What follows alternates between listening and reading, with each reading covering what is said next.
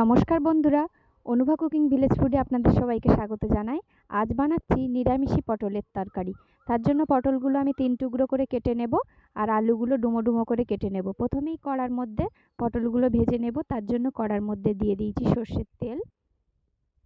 সর্ষের তেলের মধ্যে দিয়ে দিচ্ছি এক এক করে পটলগুলো ছেড়ে দিলাম। এবার পটলগুলোর উপরে একটু নুন আর অল্প করে হলুদ দিচ্ছি, কারণ বেশি হলুদ দিলে তেলটা পুড়ে যেতে পারে, পুড়ে কালো হয়ে যায়। অল্প হলুদ আর নুন দিয়ে পটলগুলো একদম লাল লাল করে ভেজে নিতে হবে। পটলগুলো ভাজা হয়ে গেলে এবার ওই তেলের মধ্যে আলুগুলোও ভেজে নেব। আলুগুলোর মধ্যেও একটু নুন আর অল্প করে হলুদ দিচ্ছি, দিলে আলুগুলো লাল লাল করে ভাজা হয়ে যাবে।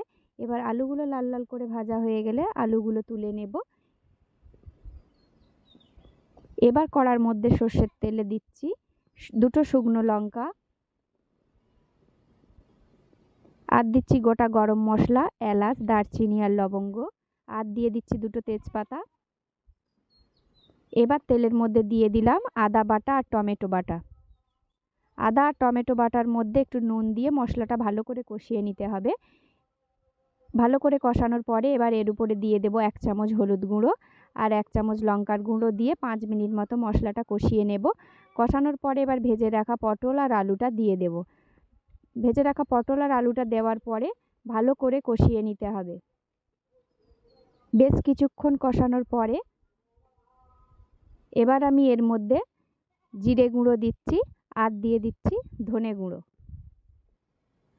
জিরে আর ধনে গুঁড়ো দেওয়ার পরে 2 থেকে 4 মিনিট ভালো করে নেড়ে চেড়ে এবার আমি দিয়ে দেব জল।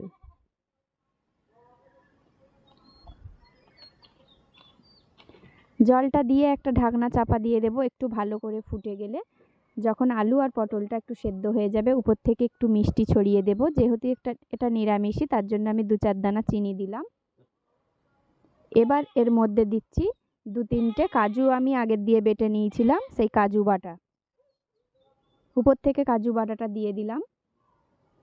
কাজু বাটাটা দেওয়ার পরে এবার নেড়ে চেড়ে উপর থেকে একটু গরম মশলা ছড়িয়ে দিলেই একদম পটলের তরকারি রেডি।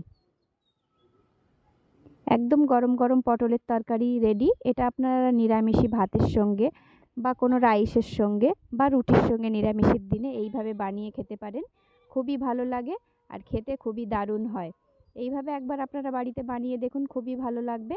আর যারা আমার চ্যানেলে নতুন বন্ধু আছো, আমার ভিডিও দেখছো, তারা আমার পাশে থাকো।